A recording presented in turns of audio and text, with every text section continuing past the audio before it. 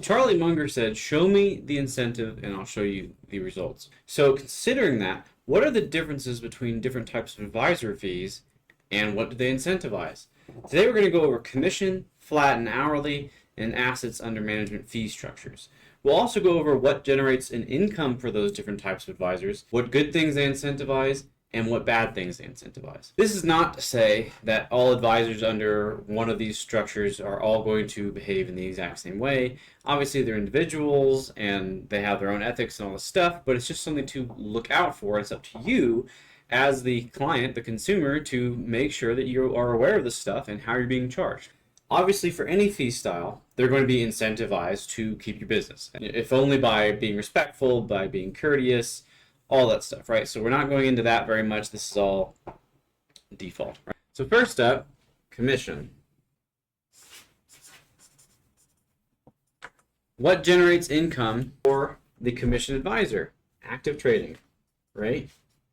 The commission advisor generates income by making trades. Every time they make a trade, they either get a certain minimum fee or a percentage of the transaction, and that is what provides them pay.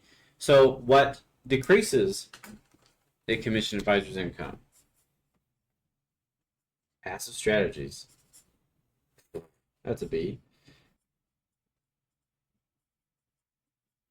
So passive strategy, which means if they're not actively trading, they're not actively making income.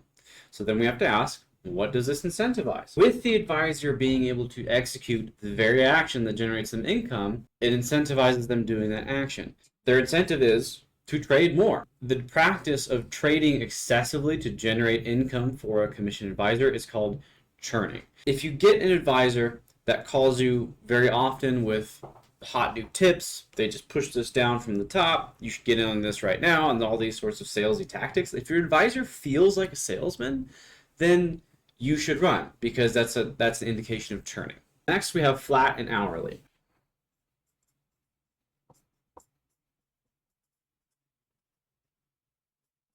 What generates income for the flat and or hourly advisor? Completion. That is to say, after they perform the service for you, they can move on to the next client, so on and so forth. And the reason flat and hourly are lumped in here together is because often hourly will have, I have a minimum number of hours to do the service for you, and if it takes beyond that, then I charge you more, but it's sort of flat fee with scaling, right? When they complete that job for you, you pay them, and then they get to move on. This doesn't leave a lot of rooms for questions unless it says specifically in your agreement that you have follow-up meetings are allotted for to answer those questions. They're technically losing money doing that, unless they've accounted for that with maybe a higher fee or something. They're losing money by following up with you. They're not really incentivized to, maybe not as strongly incentivized to make your account successful.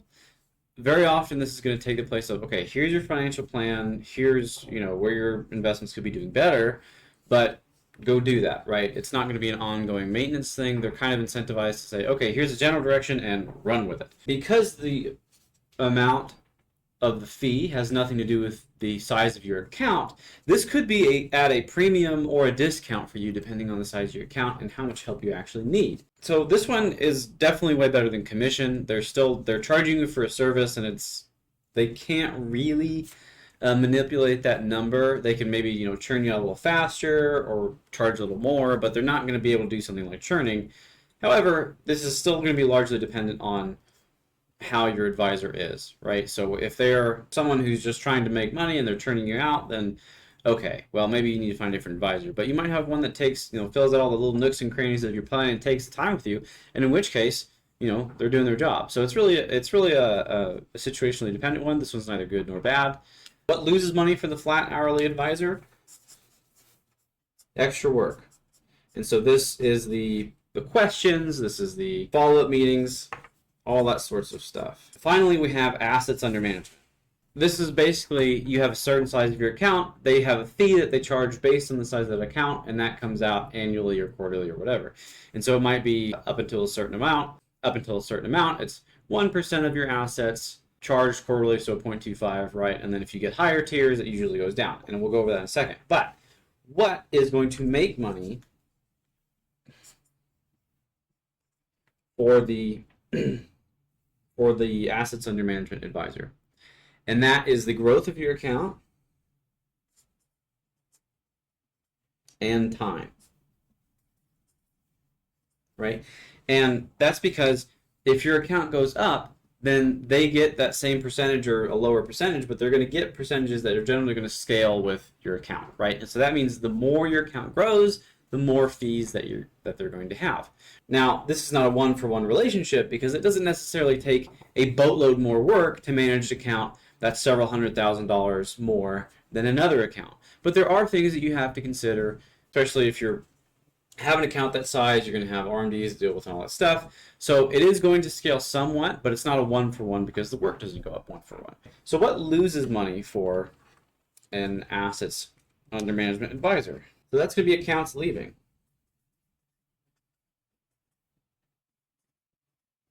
And withdrawals. Now, this is my personal favorite fee structure, but these things are considerations, right? And so now, the accounts leaving one isn't necessarily a bad motivator, right? Because they obviously want to treat you well, and this, like we talked about in the beginning, they're going to want to treat you with respect, with courtesy, answer questions, and work with you to make sure that you're staying there and you're happy. However, the withdrawals can lead to a bad incentive. If they're discouraging you from pulling your money out when you need it, then that's something that you need to look at. Is this the right advisor for me? If they're telling you to put it on a credit card instead of withdrawing from your funds that you've worked hard to save, then you need to run, right? Because you're not going to out earn that credit card. It doesn't matter. You might have one really good year and match it, and then the next year is not going to be that, I promise you. If you have someone doing that, you need to run. But and if you have someone that's discouraging you from taking withdrawals for the wrong reasons, then you need to consider another advisor. So this is the fee structure that Link Asset Management has. And my personal line is, I will never tell you not to take the money out. I will inform you of the consequences. And so not growth and you're going to miss out on whatever the president's doing or something like that, because we all know that that's somewhat unpredictable. And also, that's the whole game, right? You know that that's a part of it, right? What I will warn you about is if you're withdrawing early from an IRA or retirement account, what those consequences look like. And I will also tell you about any tax consequences and those sorts of things, right? Because that's my job as the advisor to educate you, but it's not my job as the advisor to tell you how to spend that money once it's time for you to spend it. I can help you build that wealth, and I can give you advice on how to grow it, but it's ultimately up to you on how to spend it. So don't let the advisor tell you how to spend it. It's your money.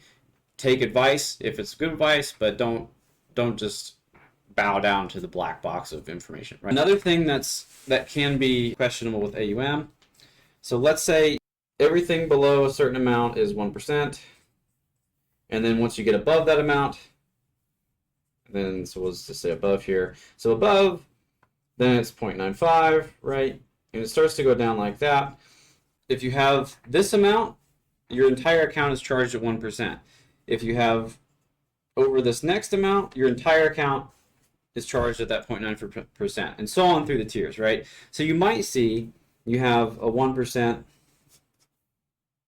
and then a 0.9%, right? And then it might say the next instead. And so why I don't like this particular framework is because what this does is say, okay, your first $100,000 or whatever is going to be at 1%, and then the next $100,000 or whatever is going to be at 0.9. And you might think, oh great, once I get there, because this is a little more intuitive, right? You reach a break point, your fee changes.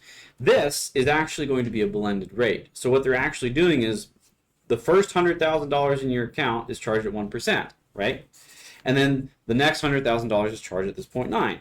And so it might look like this, but what's actually happening here is you take the weighted average of these and it's a 0.95%, right? Which is still, it equates to this if in this particular instance, right? But you can plainly see this one and this one is sort of hidden, right? Because you might get convinced to use this advisor because you're saving 0.05% or whatever, but you're actually still getting this. And so I don't like this. I think this is a little bit deceitful, so I want you to be careful of that also. That's all I have to say about the advisor fees for right now. Make sure to comment, subscribe, all that good stuff. If you have questions or if you saw anything that was wrong or that I needed to flesh out more, I'd be happy to do that in a future video. But for now, that is it.